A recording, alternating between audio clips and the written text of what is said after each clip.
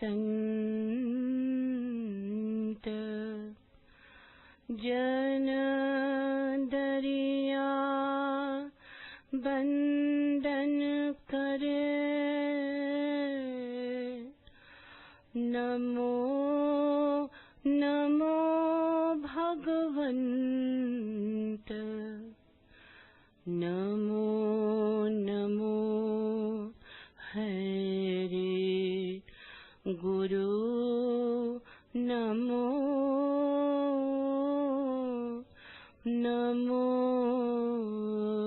नमो सब संत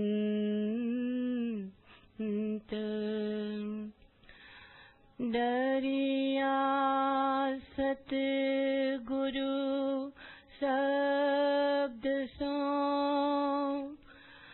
मिट गई खेचातान भरम अंधेरा मिट गया परसा पद निर्वाण सोता था बहु जन्म का सतगुरु दिया जगाय जन दरिया गुरु शब्द सो सब दुख गए बिलाए राम बिना फीका लगे सब क्रिया शास्त्र ज्ञान दरिया दीपक कह कर उदय भया निज भान दरिया नरतन पाय कर किया चाहे काज राव रंक दोनों तरह जो बैठे नाम जहाज मुसलमान हिंदू कहा षट दर्शन रंग कराव जन दरिया हरे नाम बिना सब पर जम का दाव जो कोई साधु गृह में माही राम भरपूर दरिया कह उस दास की मैं चरणन की धूर दरिया सुमिरे राम को सहज तिमिर का नास घट भीतर होय चांद ना परम ज्योति प्रकाश सतगुरु संगन संचरा राम नाम और नाही ते घट मर घट सारिखा भूत बसे ता माही दरिया काया कारवी मौसर है दिन चार जब लग सांस शरीर में तब लग राम संभार दरियायात्म मल भरा कैसे निर्मल होय साबन लागे प्रेम का राम नाम जल धोय दरिया सुमिरन राम का देखत भूली खेल धन धन है वे साधवा जीन लिया मन मेल फिरी दुहाही शहर में चोर गए सब भाज सत्र फिर मित्र जो भया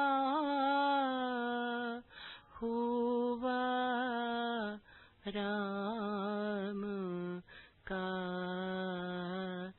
राज।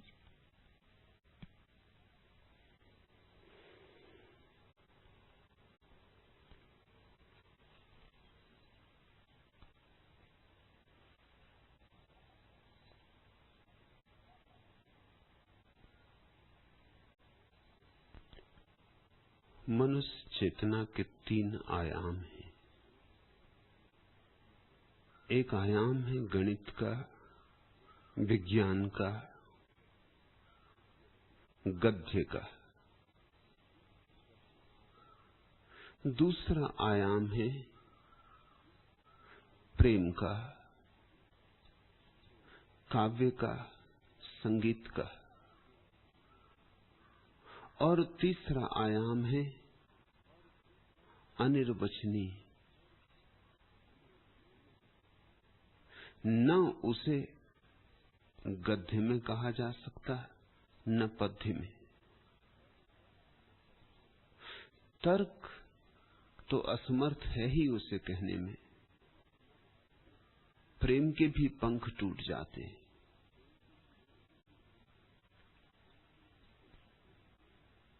बुद्धि तो छू ही नहीं पाती उसे। हृदय भी पहुंचते पहुंचते रह जाता है।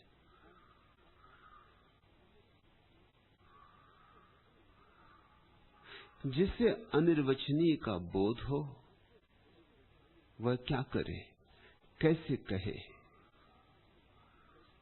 अकथ्य को कैसे कथन बनाए। जो निकटतम संभावना है वह है कि गाए, नाचे, गुनगुनाए, एक तारा बजाए, कि ढोलक पे थाप दे, कि पैरों में घुंघरू बांधे, कि बांसुरी पर अनिर्वचनीय को उठाने की असफल चेष्टा करे। इसलिए संतों ने गीतों में अभिव्यक्ति की है, नहीं कि वे कवि थे, बल्कि इसलिए कि कविता करीब मालूम पड़ती है। शायद जो गद्य में न कहा जा सके, पद्य में उसकी झलक आ जाए। जो व्याकरण में न बंधता हो वह शायद संगीत में थोड़ा सा आभास दे जाए। इसे स्मरण रखना। संतों को कवि ही समझ लिया तो भूल हो जाएगी। संतों ने काव्य में कुछ कहा है जो काव्य के भी अतीत है, जिसे कहा ही नहीं जा सकता। निश्चित ही गद्य की बजाय पद्य को संतों ने चुना, क्योंकि गद्य और भी दूर पड़ जाता है, गणित और भी दूर पड़ जाता है। काव्य चुना क्योंकि काव्य मध्य में है। एक तरफ व्याख्य विज्ञान का लोक है, दूसरी तरफ अव्याख्य धर्म का जगत है, और काव्य दोनों के मध्य की कड़ी है। शायद इस मध्य की कड़ी से किसी के हृदय की वीणा बज उठे,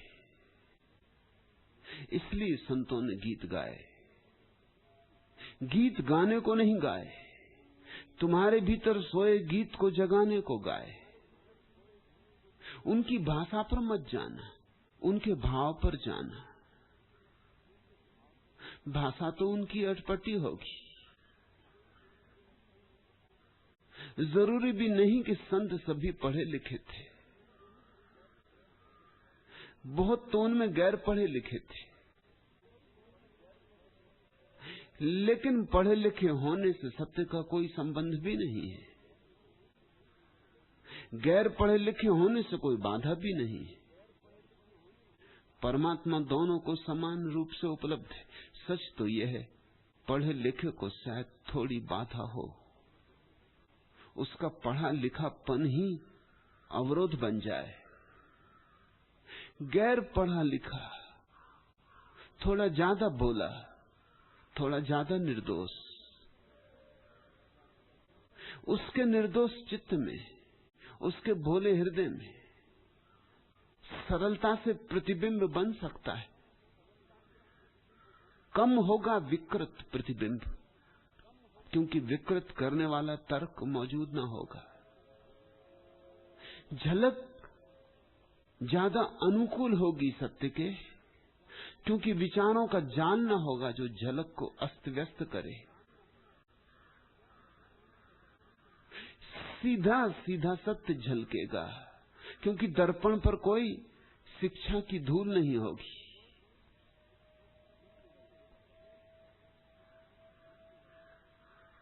तो भाषा की चिंता मत करना, व्याकरण का हिसाब मत बिठाना,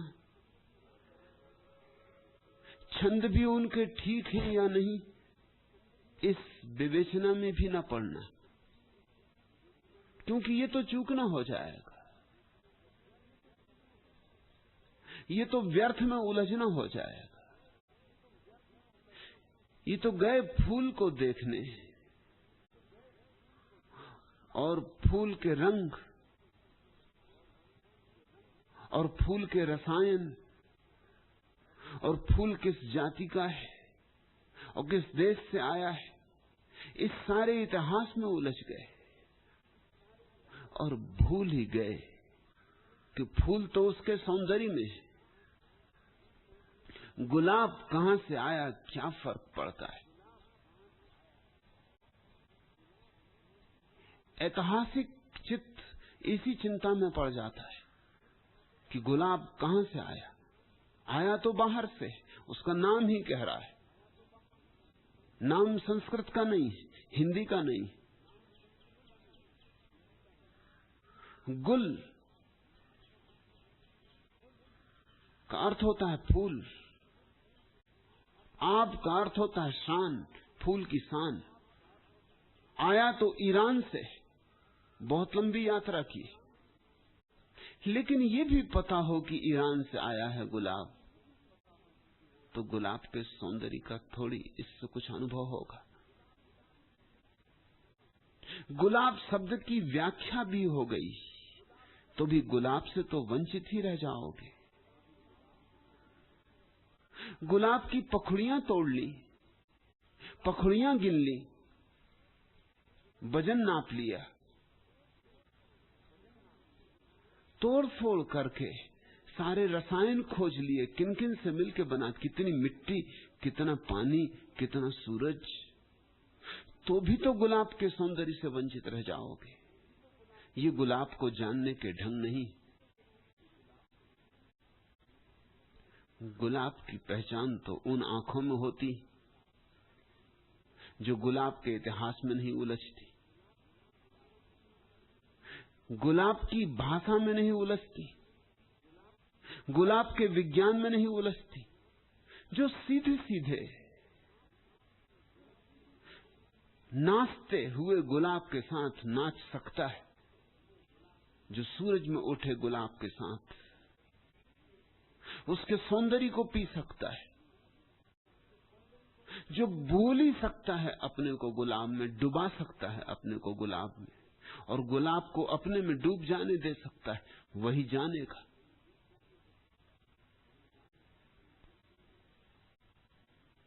संतों के वचन गुलाब के फूल हैं।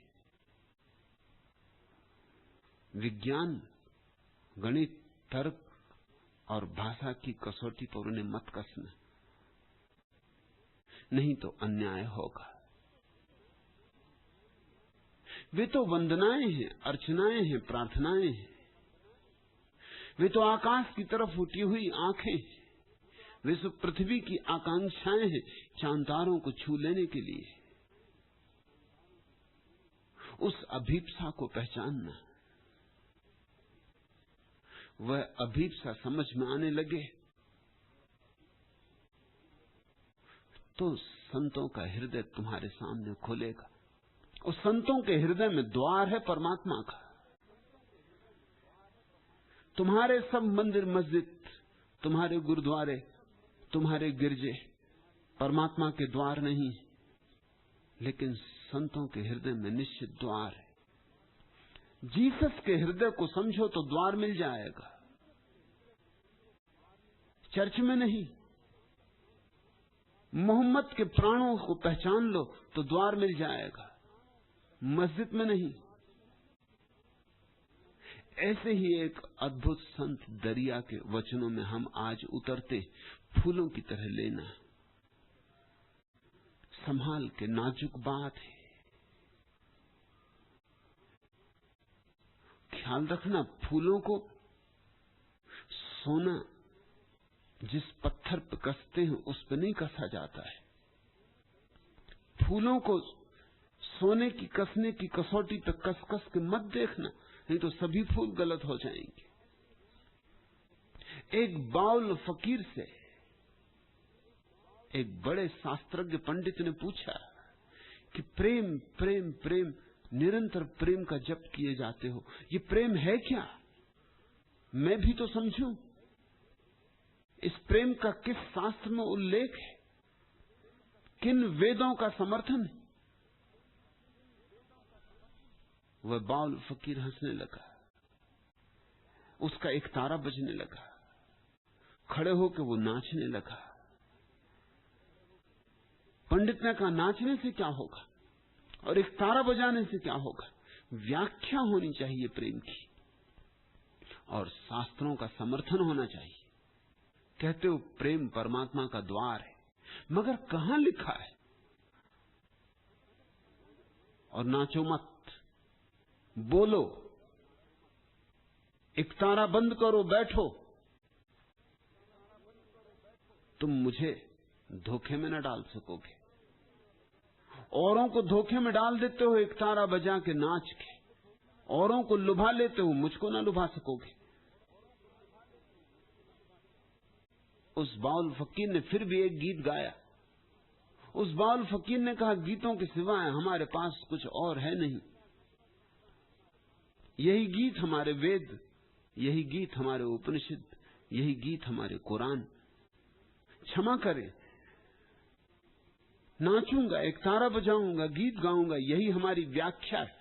अगर समझ में आ जाए तो आ जाए, न समझ में आए दुर्भाग्य तुम्हारा। पर हमसे और कोई व्याख्या न पूछो, और कोई उसकी व्याख्या है ही नहीं। और जो गीत उसने गाया वो बड़ा प्यारा था। गीत का अर्थ था, एक बार एक सुनार एक माली के पास आया और कहा कि तेरे फूलों की बड़ी प्रशंसा सुनी, तो मैं आज कसने आया हूं कि फूल सच्चे हैं, असली हैं या नकली हैं। मैं अपने सोने के कसने के पत्थर को ले आया हूं।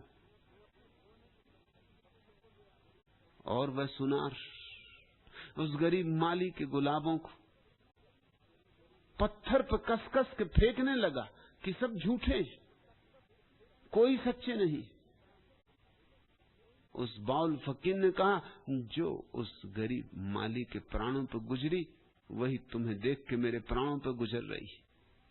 तुम प्रेम की व्याख्या पूछते हो, और मैं प्रेम नाच रहा हूं। अंधे हो तुम प्रेम के लिए शास्त्रीय समर्थन पूछते हो, और मैं प्रेम को संगीत दे रहा हूं। बहरे हो तुम, मगर अधिक लोग अंधे, अधिक लोग बहरे। दरिया के साथ अन्याय मत करना, यह मेरी पहली प्रार्थना। ये सीधे साधे शब्द हैं, पर बड़े गहरे। जितने सीधे साधे उतने गहरे।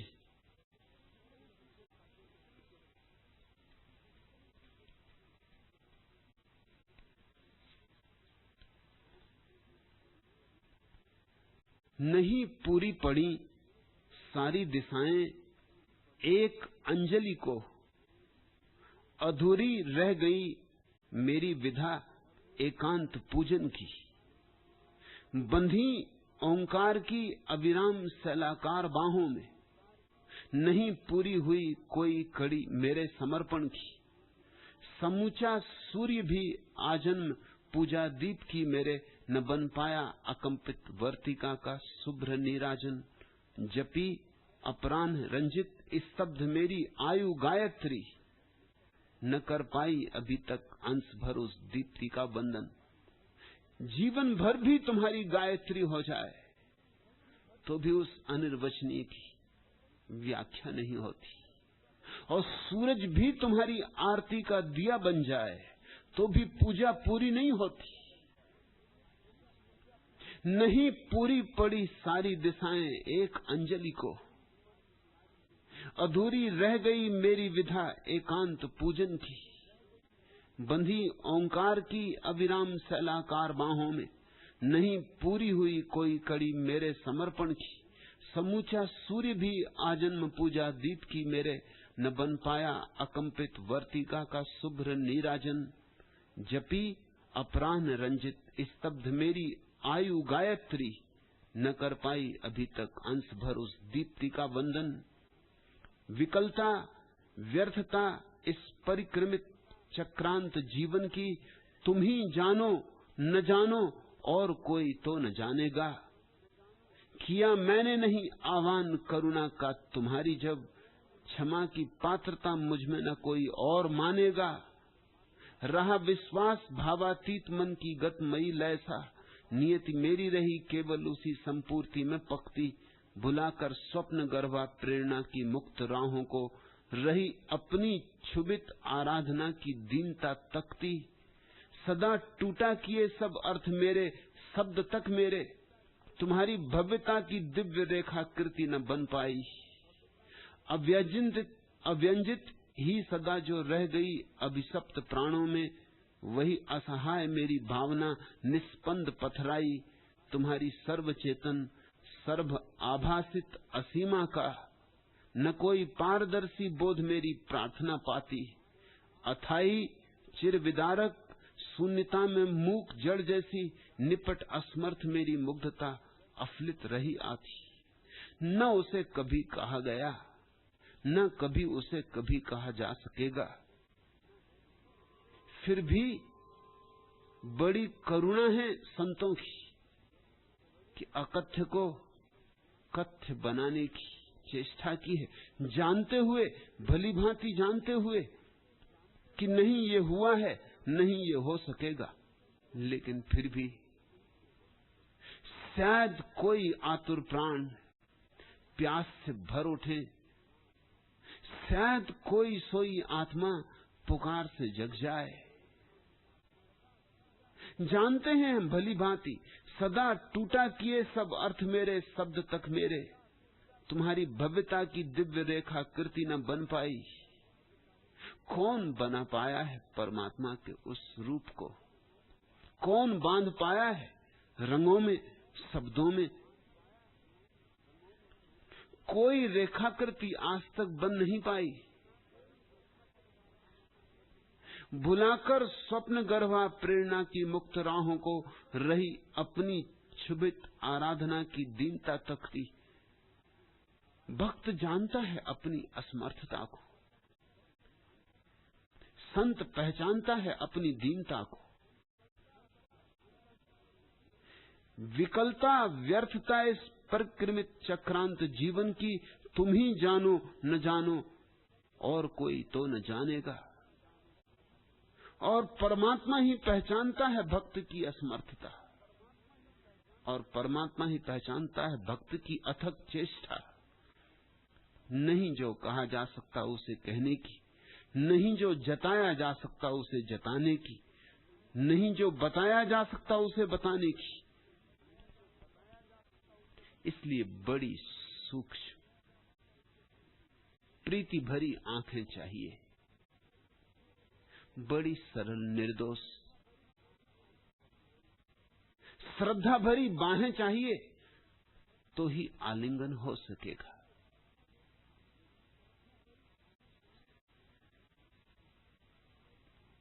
नमो नमो हरि गुरु नमो, नमो नमो सब संत, जन दरिया बंदन करे, नमो नमो भगवंत।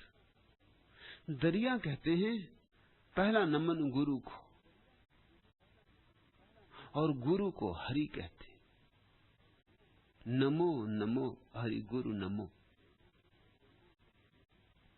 यह दोनों अर्थों में सही है।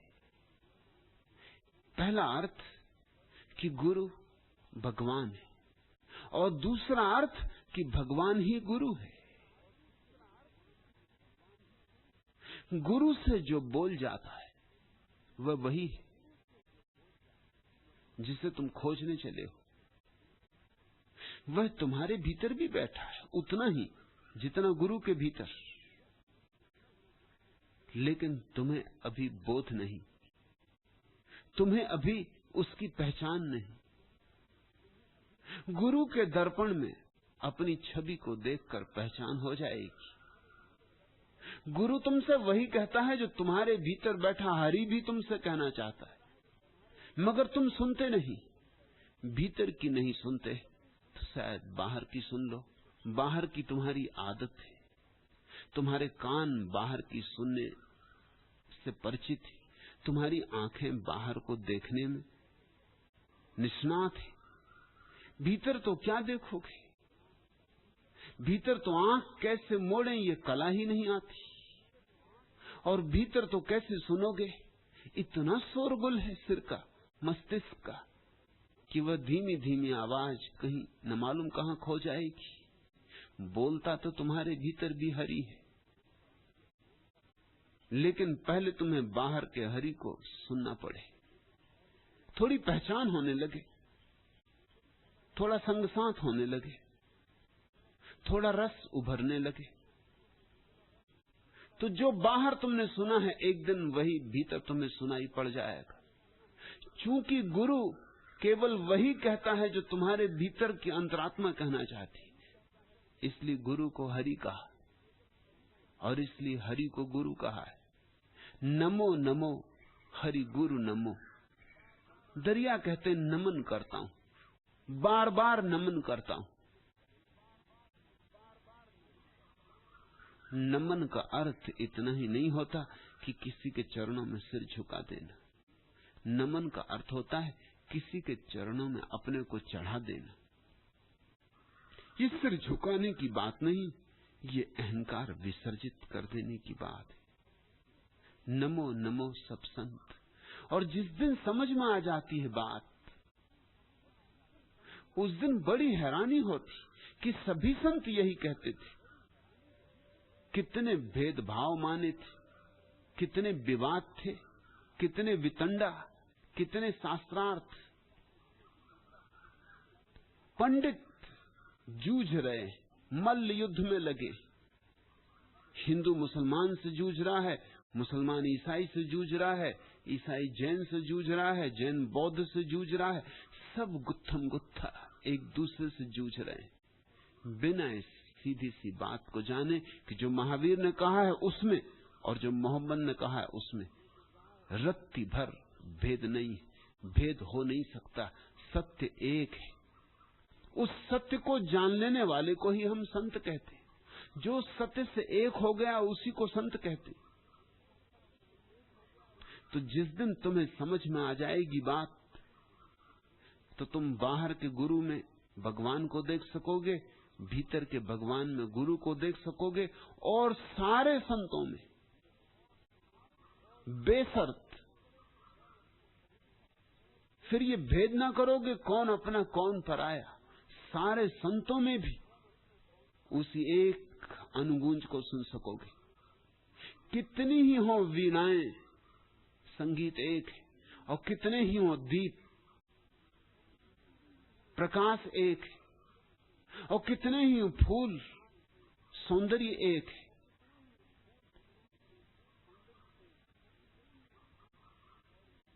गुलाब में भी वही, और जूही में भी वही, चंपा में भी वही, और चमेली में भी वही।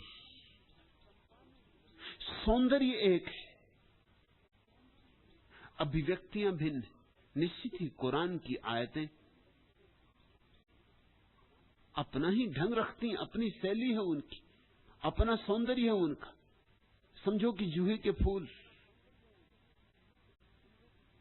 और उपनिषद के वचन, उनका सौंदर्य अपना है, अनूठा है। समझो कि चंपा के फूल, और बाइबल के उद्धरण। समझो कि गुलाब के फूल। पर सब फूल हैं, और सब में जो फूला है वह एक है। वही सौंदर्य कहीं सफेद है और कहीं लाल है और कहीं सोना हो गया है। नमो नमो हरि गुरु नमो, नमो नमो सब संत।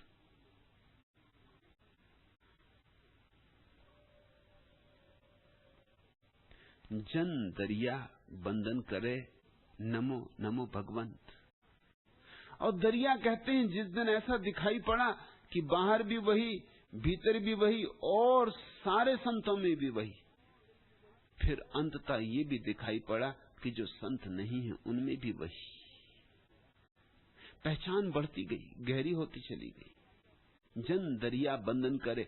अब तो दरिया कहते हैं कि मैं इसकी चिंता नहीं करता किसको बंधन करना, सिर्फ बंधन करता हूं। नमो नमो भगवंत। अब ये भी फिक्र नहीं करता कि संत है कोई कि असंत है कोई, अच्छा है कि बुरा है कोई। पहले दिखाई पड़ा था कि फूलों में वही है, अब कांटों में भी वही दिखाई पड़ता है। हीरों में दिखाई पड़ा था, अब कंकड़ पत्थरों में वही दिखाई पड़ता है। अब कौन चिंता करे, अब कौन फिक्र ले। अब तो सिर्फ बंधन करता हूं, सभी दिशाओं में बंधन करता हूं। सभी मंदिर मस्जिद गुरुद्वारे मेरे। अच्छों की तो बात ही छोड़ दो, बुरों में भी वही है। उसके अतिरिक्त कोई और है ही नहीं। इसलिए अब तो बंधन ही बचा। अब तो झुक झुक पड़ता हूं। अब तो वृक्ष हो तो पत्थर हो तो उसकी छवि हर जगह पहचान आ जाती। दरिया सतगुरु शब्द सो मिट गई खेचातान। बड़ी खेचातानी में रहा हूं कि कौन सही कौन गलत, कौन शुभ कौन अशुभ, किस मंदिर जाऊं, किस मूर्ति की पूजा करूं, किस शास्त्र को पकड़ूं, कौन सी नाव पर सवार हूं, कैसे भवसागर पार होगा। बड़ी खेचातान थी। दरिया सतगुरु शब्द सो, लेकिन एक बार सदगुरु का शब्द सुन लिया कि मिट गई खेचातान, कि सारी खेचातान ही मिट गई। क्योंकि उस गुरु के एक शब्द में ही सारे गुरुओं के शब्द समाये हुए। एक गुरु में सारे गुरु मौजूद हैं, जो हुए, जो हैं, जो होंगे।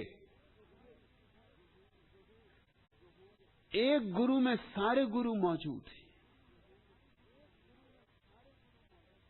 भरम अंधेरा मिट गया, परसा पद निर्वाण। एक शब्द भी कान में पड़ जाए सत्य का, एक रोशनी की किरण प्रविष्ट हो जाए तुम्हारे अंधकारपूर्ण ग्रह में, तुम्हारे हृदय में एक चोट पड़ जाए, तुम्हारा हृदय झंकार उठे एक बार सिर्फ, बस काफी।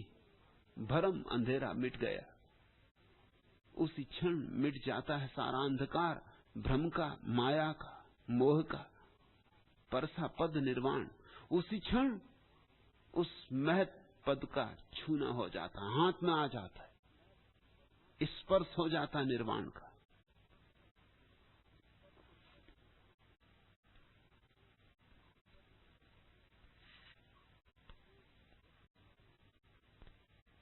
कल के नीरस शब्दों में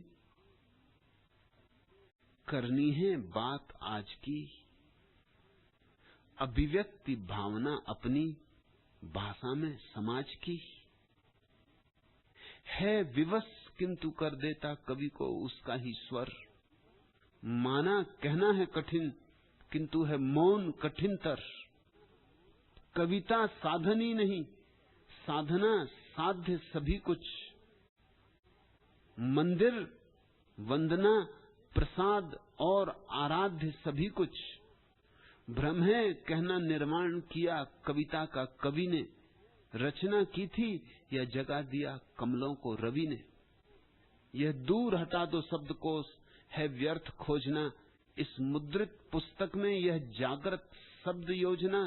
मेरी कविता का आस है तुम इस क्षण से पूछो। सुन सको प्रतिध्वनि मन में यदि तो मन से पूछो। मिल सकता तुमसे यदि मैं इतनी दूर न होता। शब्दों का आश्रय लेने पे मजबूर न होता। सांसों में साकार स्वयं बन जाती कविता।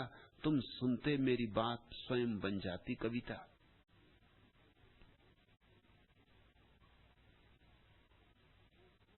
सद्गुरु के शब्द तो वे ही हैं जो समाज के शब्द हैं, और कहना है उसे कुछ जिसका समाज को कोई पता नहीं। भाषा तो उसकी वही है जो सदियों सदियों से चली आई है, जरा जीर्ण धूल धूसरित। लेकिन कहना है उसे कुछ ऐसा नित्य नूतन जैसे सुबह की अभी ताजी ताजी ओस, कि सुबह की सूरज की पहली पहली किरण। पुराने शब्द बासे सड़े गले सदियों सदियों चले थके मांदे, उनमें उसे डालना है प्राण, उसमें उसे भरना है उस सत्य को जो अभी अभी उसने जाना और जो सदा नया है और जो कभी पुराना नहीं पड़ता। कल के नीरस शब्दों में करनी है बात आज की, अभिव्यक्ति भावना अपनी भाषा में समाज की। है विवश किंतु कर देता कवि को उसका ही स्वर, लेकिन कहना तो होगा ही। है विवश किंतु कर देता कवि को उसका ही स्वर, माना कहना है कठिन किंतु है मौन कठिनतर। कहना कठिन लेकिन मौन चुप रह जाना और भी कठिन। जिसने जाना है उसे कहना ही होगा, सुने कोई सुने, न सुने कोई न सुने, उसे कहना ही होगा। उसे अंधों के सामने दिए जलाने होंगे, उसे बहरों के पास बैठ के वीणा बजानी होगी। मगर 100 में कोई एक आध आंख खोल लेता और 100 में कोई एक आध पी जाता है उस संगीत को, पर उतना काफी, उतना बहुत है। और ऐसा मत सोचना कि ये जो शब्द संतों से उतरते हैं संतों के, संत तो केवल माध्यम है। कविता साधन ही नहीं, साधना साध्य सभी कुछ। मंदिर, वंदना, प्रसाद और आराध्य सभी कुछ। भ्रम है कहना निर्माण किया कविता का कवि ने, रचना की थी या जगा दिया कमलों को रवि ने। सुबह जब सूरज उगता है तो क्या कमलों की रचना करता है? कमल तो थे ही, सिर्फ सूरज के उगने से जाग जाते। सारा अस्तित्व काव्य से भरपूर है। कविता बहती है नदियों में, कविता हरी है वृक्षों में, कविता झकोरे ले रही सागरों में। कविता ही कविता है। सारा अस्तित्व उपनिषद है, कुरान है, मगर सोया पड़ा है। किसी सद्गुरु की चोट से कमल खिल जाता है। और धन्य भागी हैं वे जो शब्दों में नहीं उलझते और शब्दों में छिपे हुए निशब्द को पकड़ लेते, जो पंक्तियों के बीच पढ़ना जानते, जो शब्दों के बीच झांकना जानते। तो फिर एक शब्द भी काफी हो जाता है। दरिया सतगुरु शब्द सो, मिट गई खेचातान, भरम अंधेरा मिट गया, परसा पद निर्वाण। छू लिया परमात्मा को, स्पर्श हो गया। दूरी नहीं है तुम में और परमात्मा में, अभी छू सकते हो, यहीं छू सकते हो। पर कान खोलो, आंख खोलो, चेतना का कमल खिलने दो। सोता था बहु जन्म का, सतगुरु दिया जगाए, जन दरिया गुरु शब्द सो, सब दुख गए बिलाए। कुछ और नहीं किया गुरु ने, सोए को जगा दिया, सोए को झकझोर दिया। छिपा तो सबके भीतर वही है। चाहिए कि कोई तुम्हें झकझोर दे, लेकिन तुम तो जाते भी हो मंदिर और मस्जिद तो सांत्वना की तलाश करने जाते हो, सत्य की तलाश करने नहीं। तुम तो जाते भी हो संतों के पास तो चाहते हो थोड़ी सी मीठी मीठी बातें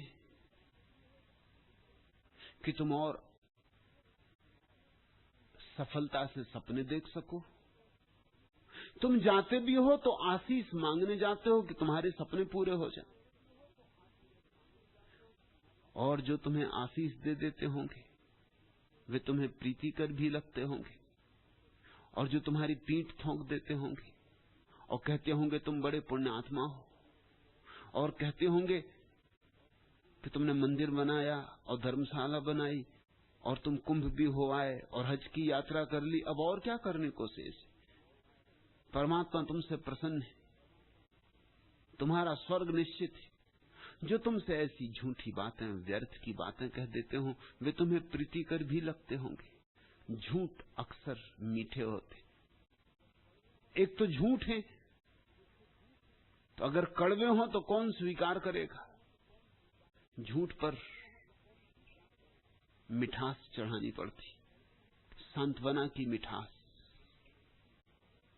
सत्य कड़वे होते, क्योंकि सत्य तुम्हें सांत्वना नहीं देते, बल्कि तुम्हें जगाते। और हो सकता है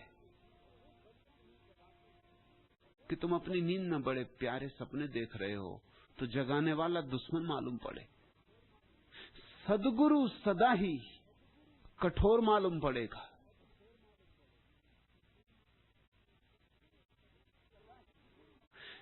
सद्गुरु सदा ही तुम्हारी धारणाओं को तोड़ता मालूम पड़ेगा। सद्गुरु सदा ही तुम्हारे मन को अस्त व्यस्त करता मालूम पड़ेगा, तुम्हारी अपेक्षाओं को छिन्न भिन्न करता मालूम पड़ेगा। उसे करना ही होगा, उसकी अनुकंपा है कि करता है, क्योंकि तभी तुम जागोगे।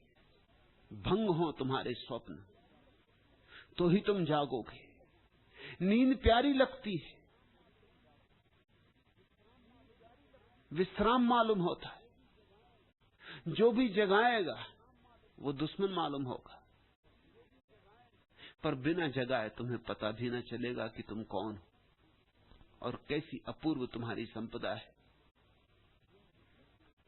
यह रुपहली छांव वाली बेल, कस मसाते पास में बांधे हुए आकाश, तिमिर तरु की स्याह शाखों पर पसरकर हर नखत की कुसुम कोमल झिलमिलाहट से रही है खेल। यह रुपहली छाए वाली बेल, लहराता गगन से भूमि तक जिनके रजत आलोक का विस्तार, रश्मियों के वे सुकोमल तार, उलझे रात के हर पात से सुकुमार। इस धवल आकाश लतिका में झूलता 16 पखुरियों का अमृतमय फूल, गंध से जिसकी दिशाएं अंध, खोजती फिरती अजाने मूल से संबंध। वल्लरी निर्मूल फिर भी विकसता है फूल, विधि ने की नहीं है भूल, है रहस्य भरा हृदय से हर हृदय का मेल। हर जगह छाई हुई है यह रुपहली छाए वाली बेल, हर हृदय में अपूर्व सुगंध भरी है। जरा संबंध जोड़ने की बात है।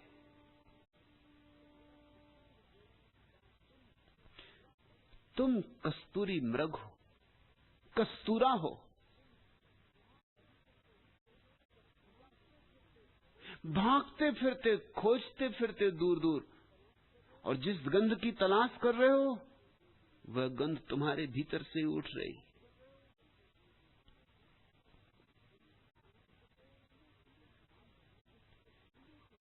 उस कस्तूरी के तुम मालिक हो।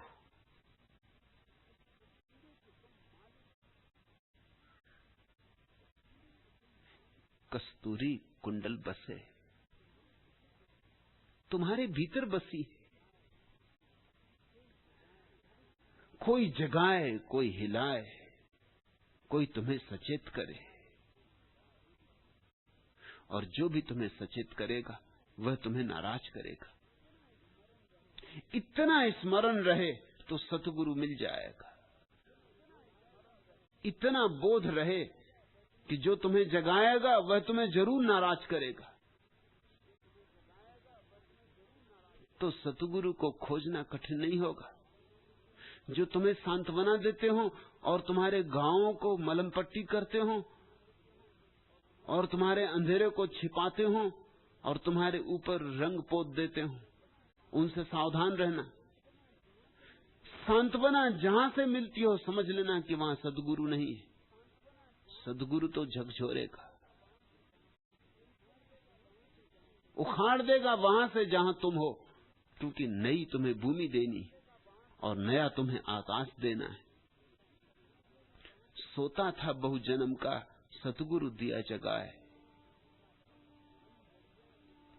जन दरिया गुरु शब्द सो, सब दुख गए बिलाए। और दरिया कहते हैं मैं चमत्कृत हूं कि जागते ही सारे दुख विलीन हो गए। मैं तो सोचता था एक एक दुख का इलाज करना होगा। क्रोध है तो इलाज करना होगा, लोभ है तो इलाज करना होगा, मोह है तो इलाज करना होगा, अहंकार है, यह है वह है, हजार रोग है, व्याधियां ही व्याधियां हैं। इतनी व्याधियों के लिए इतनी ही औषधियां खोजनी होंगी, लेकिन बस एक औषधि और सारी व्याधियां मिट गई। क्योंकि जितने रोग हैं वे सिर्फ हमारे स्वप्न हैं, उनकी कोई सच्चाई नहीं। पापी पाप का स्वप्न देख रहा है, पुण्यात्मा पुण्य का स्वप्न देख रहा है।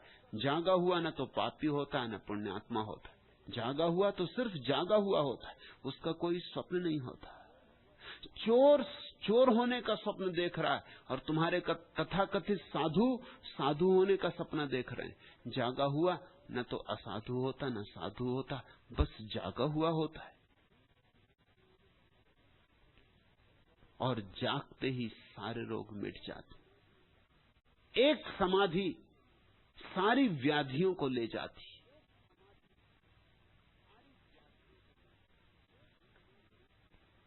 पंख मेरे तू कृति हर बार, नभ केवल प्रतीक्षा। तू उमड़ बढ़ वक्र में अपने गगन को घेर, उस अनियमित काल गति में सत्य अपने हेर। फूंक अपनी तीव्र गति से उस मरण में प्राण, दे निरर्थक कल्पनोपरि को धरा के मान। तू कृति सौंदर्य का कर शून्य भी स्वीकार, तू रचा आकार नभ केवल प्रतीक्षा। उठ नए विश्वास से बंजर धरा को गोड़, बधिर नभ के मौन को किलकारियों से फोड़। ज्योति के निःशब्द तारों में गुंजा दे गान, जिस तरफ उड़ जाए तू खिल जाए वह वीरान। तू कृति है गीत का कर मौन भी स्वीकार, गा बहा रसधार नभ केवल प्रतीक्षा। ये तुले डैने अप्रतिहत व्योम में छा जाएं, मर्म लघु के संतुलन में व्रत के पा जाएं। उधर विघ्नों की चुनौती इधर हठ निर्माण, फहर अंबर चीरकर ओ धरा के अभिमान। तू कृति है राह का कर अगम भी स्वीकार, फैल पारावार नभ केवल प्रतीक्षा। कोई जगाए झकझोरे, कोई कहे उठ, नए विश्वास से बंजर धरा को गोड़। बधिर नभ के मौन को किलकारियों से फोड़, ज्योति के निस्तब्ध तारों में गुंजा दे गान। जिस तरफ उड़ जाए तू खिल जाए वह वीरान। तू कृति है गीत का कर मौन भी स्वीकार, गा बहा रसधार नभ केवल प्रतीक्षा। हम वही हो सकते हैं जो हम हैं, हम वही हो सकते हैं जो हमारा स्वभाव है, पर हमें पता ही नहीं। अपना स्वभाव ही भूल गया, अपना स्वरूप ही भूल गया कि हमारी बड़ी क्षमता है, कि हमारे भीतर सृष्टा का आवाज, कि परमात्मा ने हमें अपने रहने के लिए आवास चुना है। तू कृति है गीत का कर मौन भी स्वीकार, गा बहा रसधार नभ केवल प्रतीक्षा। कोरे आकाश को बैठे हुए मत देखते रहो, आकाश कुछ भी ना करेगा। हाथ जोड़े हुए मंदिरों में प्रार्थनाएं मत करते रहो, इससे कुछ भी ना होगा। नभ केवल प्रतीक्षा। आकाश तो शून्य है, इसमें तुम्हें जागना होगा, निर्माण करना होगा, स्वयं को निखारना होगा, स्वयं की धूल झाड़नी होगी। ये तुले डैने अप्रतिहत व्योम में छा जाएं, मर्म लघु के संतुलन में व्रत के पा जाएं। उधर विघ्नों की चुनौती इधर हठ निर्माण, फहर अंबर चीर करो धरा के अभिमान। तू कृति है राह का कर अगम भी स्वीकार, फैल पारावार नभ केवल प्रतीक्षा। कौन होगा जो ऐसा तुमसे कहे? वही जिसने फैलाए हों अपने पंख और जिसने आकाश की ऊंचाइयां जानी, वही जिसने डुबकी मारी हो प्रशांतों में और गहराइयां पहचानी हो, वही जिसके भीतर फूल खिले हो, जिसके भीतर मौन जगा हो, जिसने अपने भीतर परमात्मा को आलिंगन किया हो, वही तुम्हें भी जगा सकता है। लेकिन तुम पंडितों पुरोहितों के पास चक्कर लगा रहे हो, न वे जगे हैं न वे जगा सकते। राम बिन फीका लगे सब क्रिया शास्त्र ज्ञान। दरिया कहते तुम किनके पास भटक रहे हो? राम जिन्हें मिला नहीं, राम जो अभी हो नहीं गए, राम जिनके भीतर अभी जागा नहीं, राम बिन फीका लगे। पंडित पुरोहित उनकी जरा आंखों में झांको, उनके जरा हृदय में टटोलो। अक्सर तो तुम उन्हें अपने से भी ज्यादा अंधकार में पड़ा हुआ पाओगे।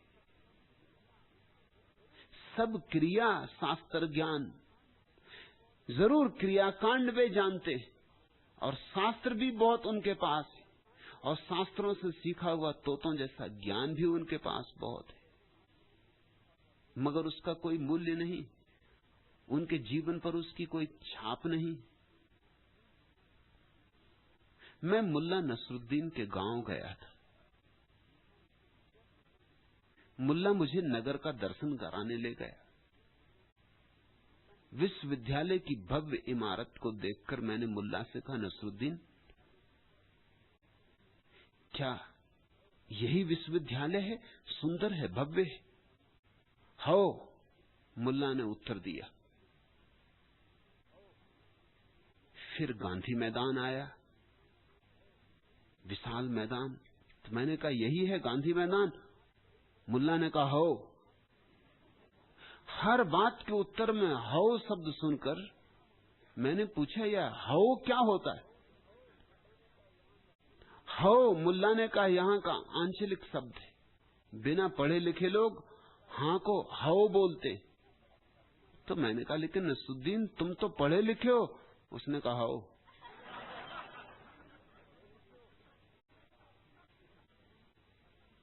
पढ़े लिखे होने से क्या होगा? शास्त्र ऊपर ही ऊपर रह जाते, तुम्हारे अंतर को नहीं छू पाते। क्रियाकांड जड़ होते। तुम रोज दोहरा लो गायत्री, मगर तोतों जैसी होती। एक नौ रईस ने, नए नए हुए रईस ने अपने मेहमानों का स्वागत करने के लिए अपने नौकर मुल्ला नसरुद्दीन को सिखाया कि वे जब भी कोई चीज मंगाएं तो वह पहले पूछ ले कि किस किस्म की चीज लाए। जैसे अगर वे कहें कि पान लाओ, तो नौकर को तुरंत मेहमानों के सामने पूछना चाहिए, हुजूर कौन सा पान, मगही या बनारसी, महोबा या कपूरी, ताकि रोब बंध जाए मेहमान पर, क्योंकि साधारण रईस नहीं, सब तरह के पान उपलब्ध हैं घर में। एक दिन मेहमानों के लिए उन्होंने शरबत मंगाया, तो हुक्म के मुताबिक मुल्ला नसरुद्दीन ने तुरंत लिस्ट दोहराई, कौन सा शरबत लाऊं हुजूर, खस का या अनार का, केवड़े का या बादाम का। शरबत पीकर जब मेहमान विदा लेने लगे तो सौजन्यवश बोले, आपके पिताजी के दर्शन किए बहुत दिन हो गए, क्या हम उनके दर्शन कर सकते? नौ रईस ने मुल्ला से कहा, जा मुल्ला पिताजी को बुला ला। आज्ञाकारी नसरुद्दीन तुरंत बोला, कौन से पिताजी, इंग्लैंड वाले या फ्रांस वाले या अमेरिका वाले?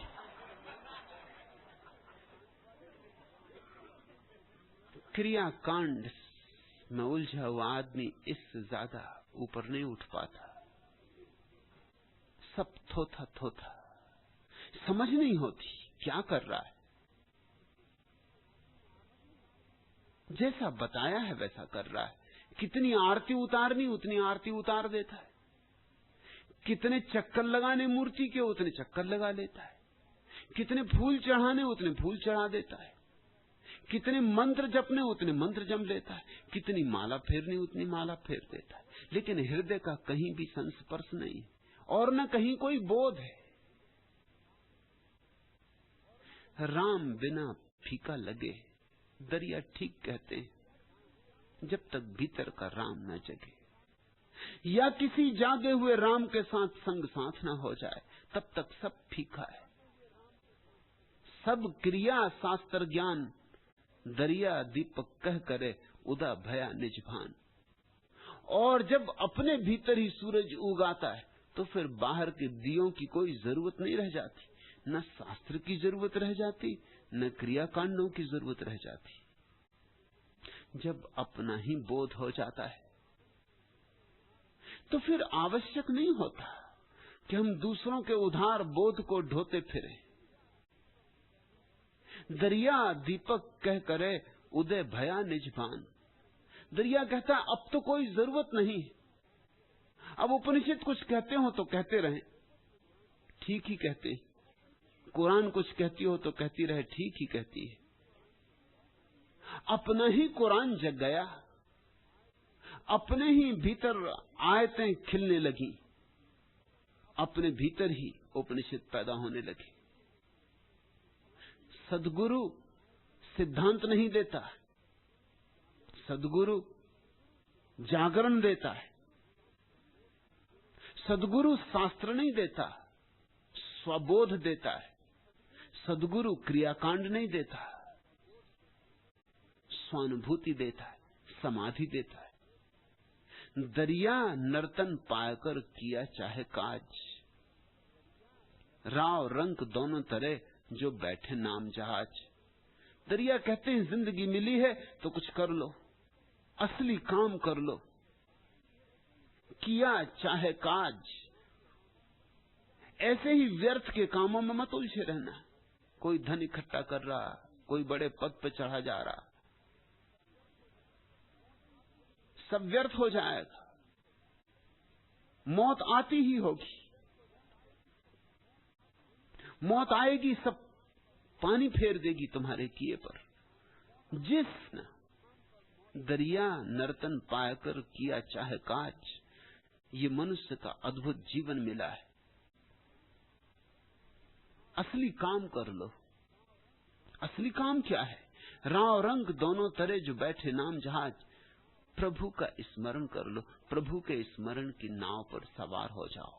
इसके पहले कि मौत तुम्हें ले जाए, प्रभु की नाव पर सवार हो जाओ।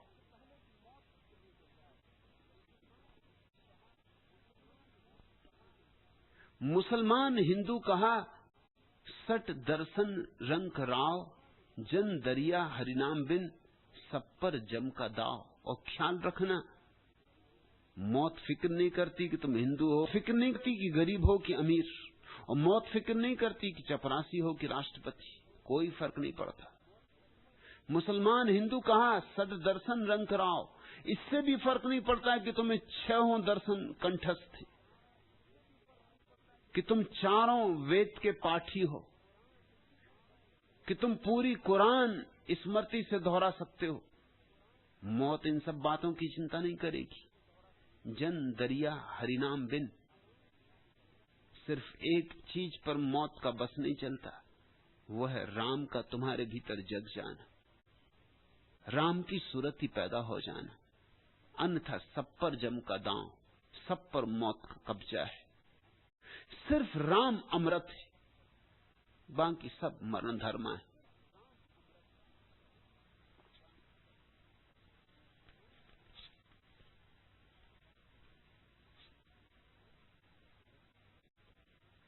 और कितना ही धन मिल जाए, कहां होती पूरी वासना, लगता है और कितना ही बड़ा पद हो, सीढ़ियों पर आगे और सोपान होते, और कहीं भी पहुंच जाओ, दौड़ जारी रहती, आपाधापी मिटती ही नहीं। कहो जागरण से जरा सांस ले ले, अभी स्वप्न मेरा अधूरा अधूरा। इससे आदमी जागने तक से डरता है, क्योंकि न मालूम कितने सपन अभी अधूरे अधूरे। कहो जागरण से जरा सांस ले ले, अभी स्वप्न मेरा अधूरा अधूरा। लकीरें बनी हैं न तस्वीर पूरी, अभी ध्यान है साधना है अधूरी। हुआ कल्पना का अभी तक उदय ही, रहा साथ मेरे अभी तक मले ही। मुझे देवता मत पुरस्कार देना, अभी यत्न मेरा अधूरा अधूरा। अभी चांद का रथ हुआ है रवाना, कली को न आया अभी मुस्कुराना। अभी तारकों पर उदासी न छाई, दिए न मांगी अभी तक विदाई। प्रभाती न गाओ सुबह मत बुलाओ, अभी प्रश्न मेरा अधूरा अधूरा। अभी आग है आरती कब बनी है, अभी भावना भारती कब बनी है। मुखर प्रार्थना मौन अर्चन नहीं है, निवेदन बहुत है समर्पण नहीं है। अभी से कसौटी न मुझको चढ़ाओ, खरा स्वर्ण मेरा अधूरा अधूरा। पवन डाल की पायलों को बजाए, किरण फूल के कुंतलों को खिलाए। भ्रमर जब चमन को मुरलिया सुनाए, मुझे जब तुम्हारी कभी याद आए, तभी द्वार आकर तभी लौट जाना। हृदय भग्न मेरा अधूरा अधूरा। आदमी क्योंकि सभी तो अधूरा अधूरा है। इस संसार में कभी कुछ पकता ही नहीं और मौत आ जाती, कभी कुछ पूरा नहीं होता और मौत आ जाती। इसलिए सब आपाधापी व्यर्थ है, सारा श्रम निरर्थक है। करना हो कुछ तो असली काज, असली काम कर लो। जो बैठे नाम जहाज, उसने कर लिया असली काज।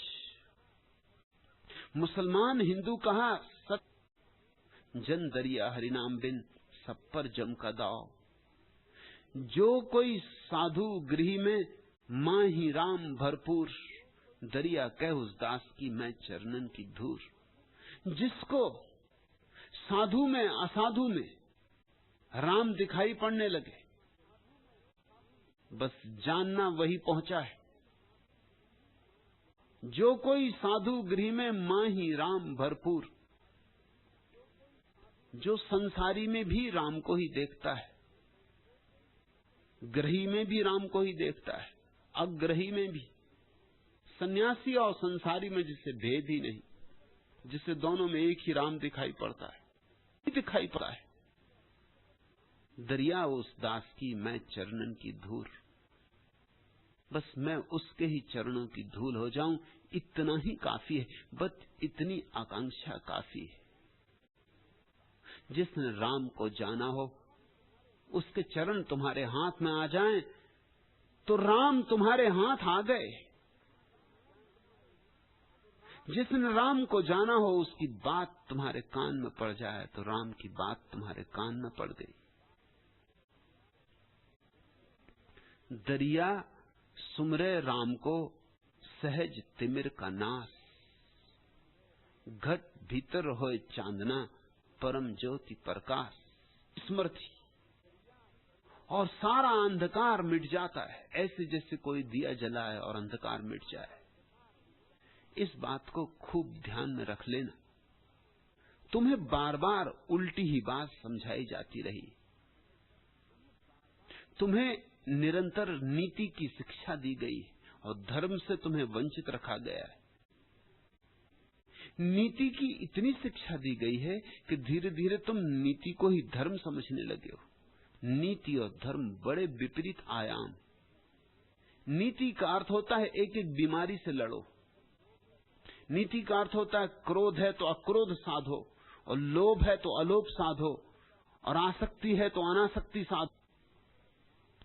और धर्म का अर्थ होता है सारी बीमारियों की जड़ को काट दो। जड़ है तुम्हारी सोई अवस्था, तुम्हारी मूर्छित अवस्था, उस जड़ को काट दो, जाग जाओ और सारी बीमारियां तिरोहित हो जाती। नीति है अंधेरे से लड़ना, इधर से धकाओ उधर से धकाओ, लेकिन अंधेरा कहीं धकाने से मिटता है।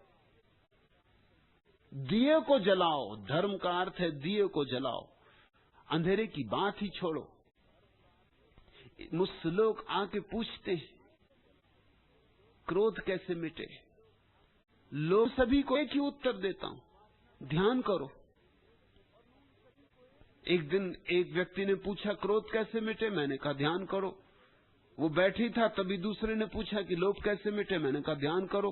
पहला वाला बोला कि रुके, यही तो आपने मुझे भी कहा, और मेरी बीमारी क्रोध और इसकी बीमारी लोभ, इलाज एक कैसे हो सकता है?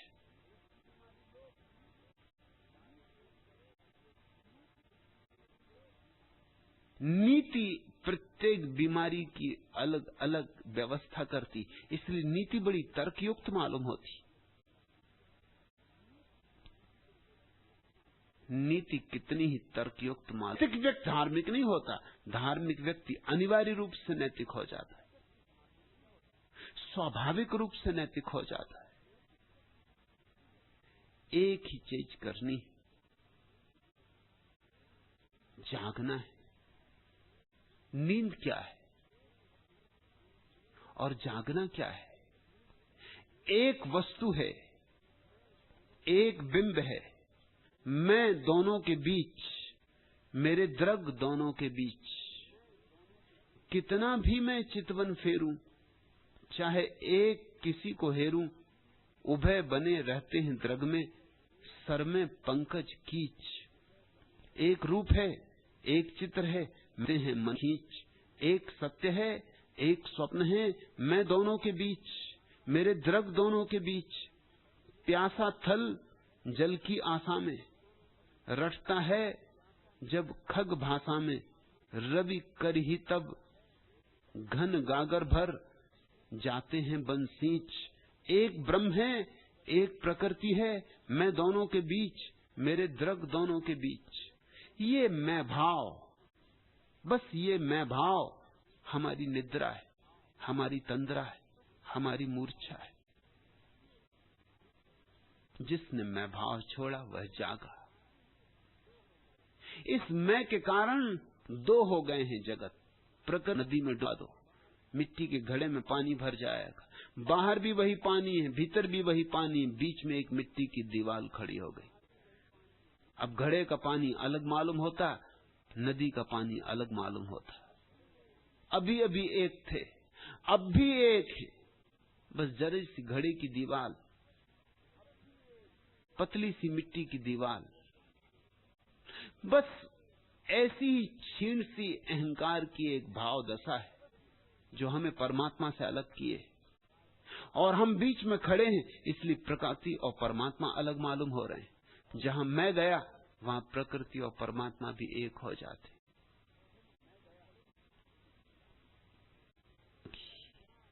अहंकार खोए तो ही याद आए, या तो मैं या तू, याद रखना, दोनों साथ नहीं रह सकते। सूफी फकीर जलालुद्दीन की कविता तुम्हें याद दिलाऊं। प्रेमी ने अपने प्रेसी के द्वार पर दस्तक दी है, भीतर से आवाज आई, कौन है? प्रेमी ने कहा, मैं हूं तेरा प्रेमी। पहचाना नहीं, लेकिन प्रेसी ने भीतर से कहा, ये घर छोटा है, प्रेम का घर छोटा है, इसमें दो ना समा सकेंगे। लौट जाओ, अभी तैयारी करके आना। उगे और डूबे वर्ष माह बीते, धीरे धीरे धीरे धीरे धीरे मैं भाव को मिटाया मिटाया मिटाया, और जब मैं भाव मिट गया फिर द्वार पर दस्तक दी। वही प्रश्न, कौन है? लेकिन प्रेमी ने इस बार कहा, तू ही है, तू ही बाहर, तू ही भीतर। और रूमी की कविता कहती, द्वार खुल गए। जहां एक बचा वहां द्वार खुल जाएंगे। जब तक दो हैं तब तक अड़चन है। दुई ही हमारी मैं मिटे, ये अहंकार का अंधकार मिटे तो चांद भीतर उगाता है। घट भीतर हो चांदना, चांदनी ही चांदनी हो जाती, चांद की चांदी ही चांदी बिखर जाती। परम ज्योति प्रकाश, और उस ज्योति का अनुभव होता है जो शाश्वत है, बिन बाती बिन तेल। न तो उसकी कोई बाती है और न कोई तेल, इसलिए चुकने का कोई सवाल नहीं, बुझने का कोई सवाल नहीं। सतगुरु संग न संचरा, राम नाम उर नाही, ते घट मरघट सारिखा। जो व्यक्ति सतगुरु की हवा में श्वास न लिया, सतगुरु संग न संचरा, राम नाम उर नाही, और जिसके हृदय में राम का नाम न जगा, राम का भाव न उठा, राम का संगीत न गूंजा, वो मरघट की भांति है। ते घट मरघट सारिखा, वो जिंदा नहीं है, मरा ही हुआ है। उसके पास जिंदगी जैसा क्या है? बस चलती फिरती एक लाश है। जे घट मरघट सारिखा, भूत बसे तामाही। उसके भी कोई भूतपूर्व मंत्री हैं, कोई भूतपूर्व प्रधानमंत्री हैं, कोई भूतपूर्व कुछ हैं, कोई कुछ है, भूतपूर्व राष्ट्रपति, भूत ही भूत। भूत का अर्थ होता है अतीत, जो बीत गया। जिस मनुष्य के भीतर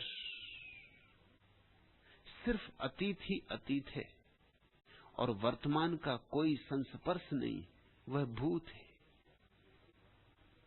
बस वो लग रहा है कि जी रहा है, उससे जरा दूर दूर रहना और सावधान, कहीं लग लोगा ना जाए।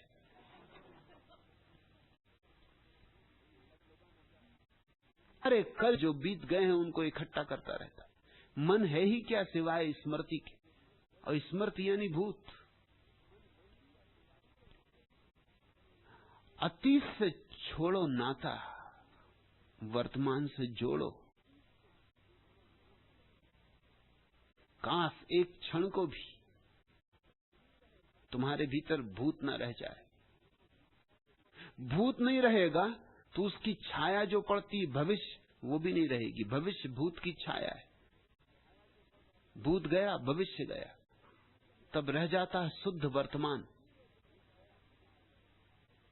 हीरे जैसा दमकता और चमकता यह क्षण। सदगुरु अब सिर्फ अभी और यही है। सदगुरु शुद्ध वर्तमान है। न पीछे की तरफ देखता है, न आगे की तरफ, बस यही ठहरा हुआ है। इस क्षण के अतिरिक्त उसकी कोई और चिंतना नहीं। और तुम जानते हो, अगर यही क्षण हो तो विचार नहीं हो सकते। विचार या तो अतीत के होते हैं या भविष्य के होते हैं। वर्तमान का कोई विचार ही नहीं होता। इस महत्वपूर्ण बात को कुंजी की तरह संभाल कर रखना। वर्तमान का कोई विचार नहीं होता। वर्तमान में कोई विचार नहीं होता, जिसकी वासना है। लेकिन वर्तमान का क्या विचार? वर्तमान निर्विचार होता है, और निर्विचार हो जाना ही सत्संग है। ऐसे किसी व्यक्ति के पास अगर बैठते रहे जो निर्विचार है, जिसके भीतर सन्नाटा है और शून्य है, तो शून्य संक्रामक है। उसके पास बैठते बैठते शून्य की बीमारी लग जाएगी।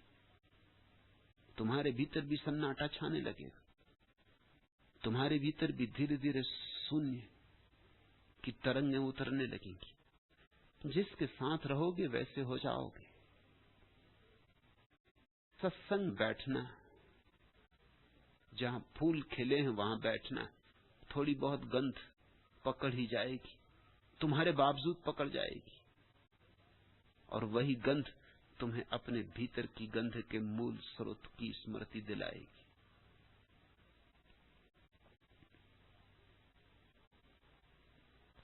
सतगुरु संग न संचरा, राम नाम उरनाही, ते घट मरघट सारिखा, भूत बसे तामाही। दरिया काया कारवी, मौसर है दिन सा चार, जब लग सांस शरीर में तब लग राम संहार।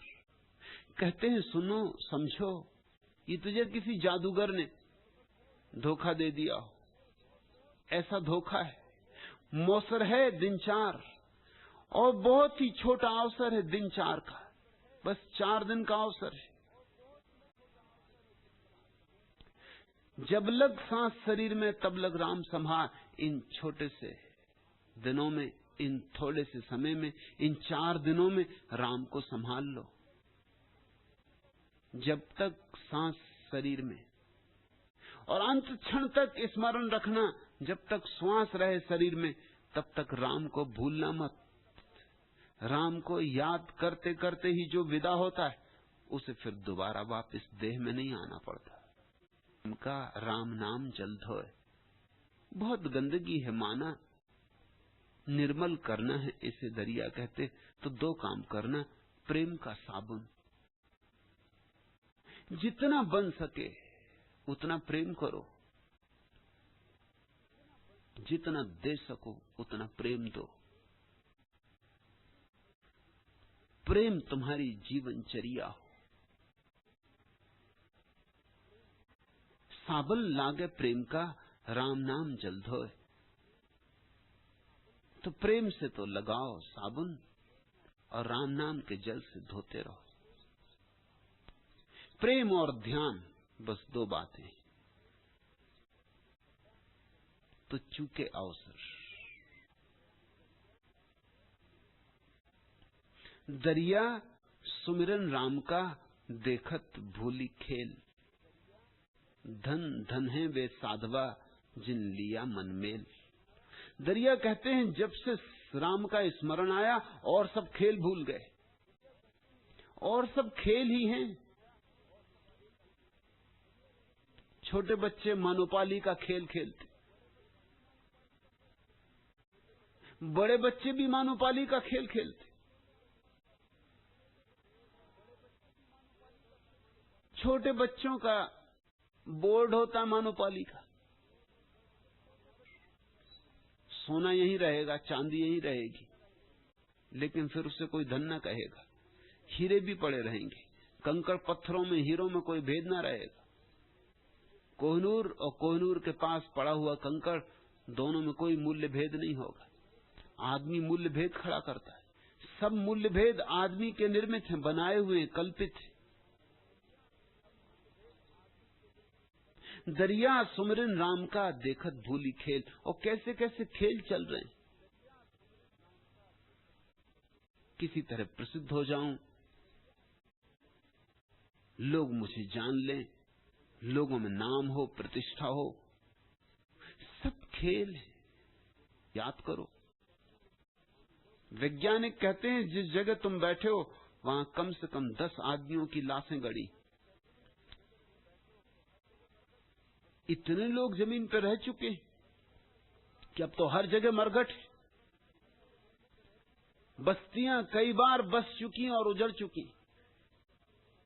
कई बार मरघट बस्तियां बन गए और बस्तियां मरघट बन गई।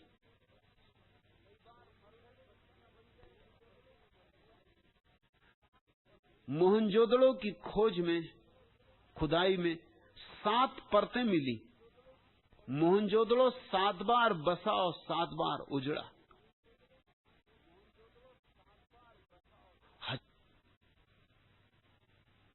फिर भी खेल नहीं छूटते। खेल छूटेंगे भी नहीं जब तक कि राम नाम का स्मरण न आ जाए। जब तक प्रभु की तलाश तुम्हारे प्राणों को न पकड़ ले, जब तक उसकी प्यास ही एकमात्र प्यास न हो जाए, तब तक खेल छूटेंगे भी नहीं। हाँ, उसकी प्यास पकड़े कि खेल अपने आप छूट जाते। फिर ख्याल करना फर्क। दरिया ये नहीं कह रहे हैं खेल छोड़ दो, दरिया कह रहे हैं राम याद कर लो, खेल अपने से छूट जाते। छूट जाएं ठीक, न छूटें ठीक, मगर इतना पक्का हो जाता है कि खेल खेल है, इतना मालूम हो जाता है। रामलीला में रोते फिरोगे, झाड़ झाड़ से पूछोगे कि हे झाड़, मेरी सीता कहाँ है?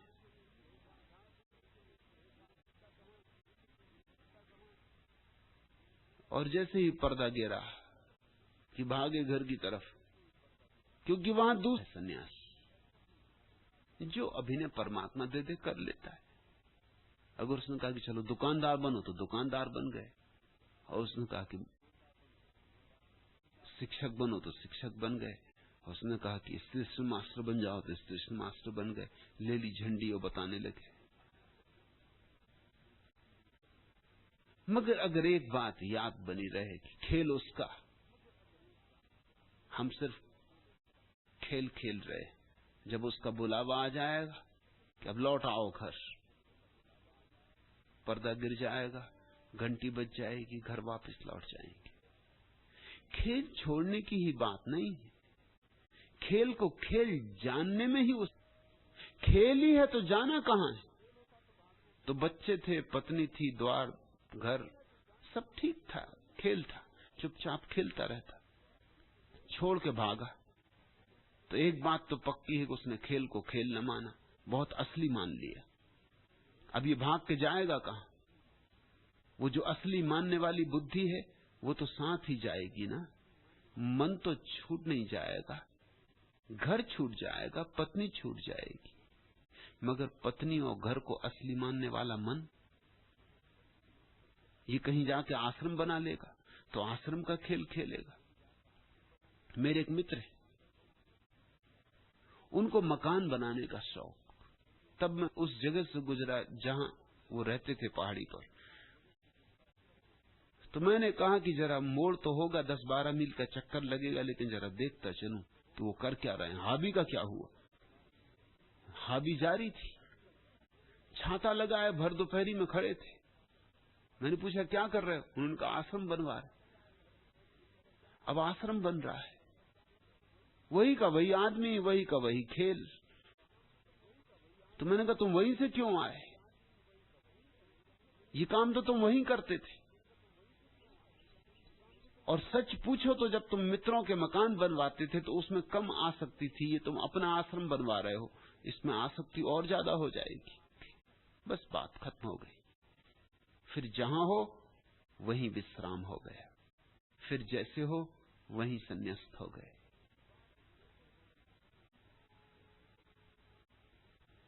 ये बात ऊपर ऊपर न रहे, ये बात भीतर बैठ जाए, ये रोए रोए में समा जाए। एक गांव में रामलीला हुई। लक्ष्मण जी बेहोश पड़े, हनुमान जी गए संजीवनी बूटी लेने, मिली नहीं तो पूरा पहाड़ लेके आए, रामलीला का पहाड़। एक रस्सी पर सारा खेल बनाया गया था, क्योंकि रामचंद्र जी भी ऊपर की तरफ आंख देख और कहें कि हे हनुमान जी कहां हो, जल्दी आओ। लक्ष्मण जी के प्राण संकट में पड़े। हनुमान जी सब सुन रहे मगर बोलें तो क्या बोलें, क्योंकि वो अटके। किसी को कुछ न सूझा। मैंने जरा घबराहट में गया, उसने रस्सी काट दी। रस्सी काट दी तो हनुमान जी धड़ाम से पहाड़ सहित नीचे गिरे। गिरे तो भूल ही गए। रामचंद्र जी ने पूछा कि जड़ी बूटी ले आए? लक्ष्मण जी मर रहे हैं। हनुमान जी ने कहा कि ऐसी की तैसी लक्ष्मण जी। ये अंतरतम में बैठ जाए बात की जगत एक नाटक, एक लीला, एक खेल। फिर होश पूर्वक खेलते रहो खेल। दरिया सुमिरन राम का देखत भूली खेल। धन धन हैं वे साधवा जिन लिया मन मेल। और जिन्होंने इस तरह राम के साथ अपने मन को एक कर लिया है कि अब अपना भेद ही नहीं मानते, उसका खेल है, खिलवाता है तो खेलते, बुला लेगा तो चले जाएंगे। ना अपना कुछ यहां है, न लाए न कुछ ले जाना है। धन्य हैं वे लोग। अपनी पियाएं सखी तेरे स्वर्णिम अंचल पर सब लगकर, मेरी वाणी मौन हो गई एक बार अभिराम मचलकर। अब प्री से कुछ कहना क्या है, सखी मुझ में अब अपना क्या है। इच्छाओं के अगम सिंधु में जीवन कारज लहर बन गए, सुधि का यान चला जाता है। भय तिर कर प्यार हो गए, पास दूर अब रहना क्या है। सखी मुझ में अब अपना क्या है। ओ पीड़ा की दिव्य पुजारिन, तूने जो वरदान दिया है, तेरा ही तो मधु में बोझा बस क्षण भर को टेक लिया है। मुझको इसमें सहना क्या है, सखी मुझ में अब अपना क्या है। एक बार राम के साथ मन का मेल हो जाए, अंधेरा भाग जाता है। फिरी दुहाई शहर में चोर गए सब भाज, सत्र फिर मित्र जू भया हुआ राम का राज। फिर क्रोध करुणा हो जाती, वासना प्रार्थना हो जाती, काम राम हो जाता है, जो शत्रु थे वो मित्र हो जाते। खूब प्यारी परिभाषा की रामराज की, इससे बाहर का कोई संबंध नहीं है। सत्र फिर मित्र जू भया हुआ राम का राज। भीतर मन राम के साथ एक हो गया, एक तो है ही, बस जान लिया प्रति से खिले संबंध। फिर मन में उतरते पंखुरियों सा झर गया संदेह। फागुन आ गया, एक वंशी टेर तिरती, छर हरी अमराइयों में ताल के संकेत बोराए। चपल परछाइयों में झुके पातों से टपकता मेह। फागुन आ गया, नम अबीरी धूप पर छाने लगा लालिम कोहासा। पुर गया रंगोलियों से व्योम भी कुमकुम छुआ सा। पुलक भरते द्वार आंगन गे, फागुन आ गया। इस फागुन की प्रतीक्षा है, इसी फागुन की तलाश है कि बरस जाए। गंवाओ तो तुम जिम्मेवार, अवसर को चूको मत, जागो।